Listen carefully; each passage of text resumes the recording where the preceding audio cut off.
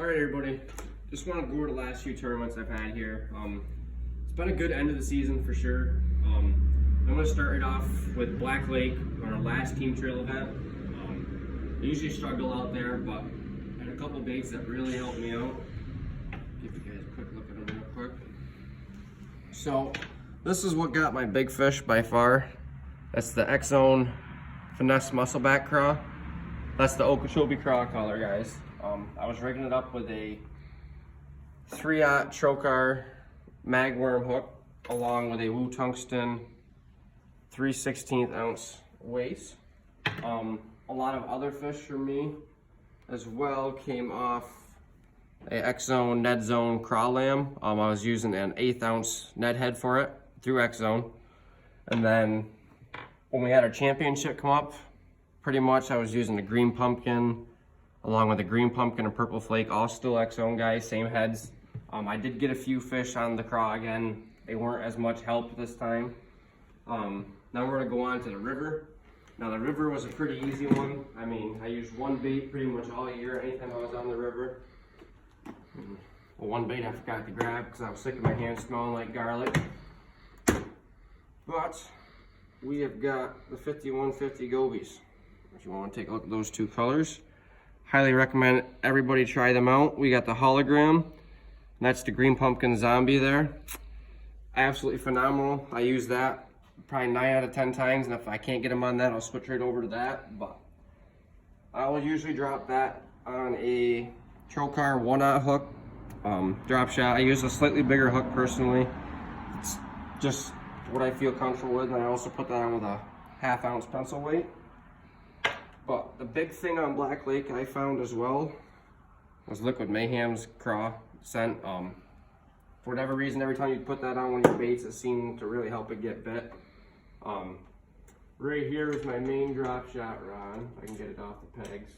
I'll take the peg with me, it's always okay too. 13, it's at the 5. Actually, no. This one's my fate. But the 5 is what I've been using for tubes, Ned rigs. I use them for crankbaits, the smaller size ones, but typically I like my fate. This one's a 610 medium light fast. That's what I typically go with drop shotting. My other ones are 7-1 mediums or medium heavy, and that's pretty much my other all-around rod. But when I was throwing the craw, I had another Defy Black, but we had a 7-1 medium heavy fast paired up with a Daiwa. Great rod. I put that with 16-pound Sunline Super Fluorocarbon. Here we got 10-pound. This is what I use with my swim baits, Ned rigs, tubes, all that as well. Drop shot, I'm using the Sunline braid here. I used the green this year. I picked up orange a little bit better for visual in the spring. Seeing them light bites. And then my leader, I usually do a 2 to 3 foot leader on the FC Sniper. Phenomenal strength on that line. By far my favorite.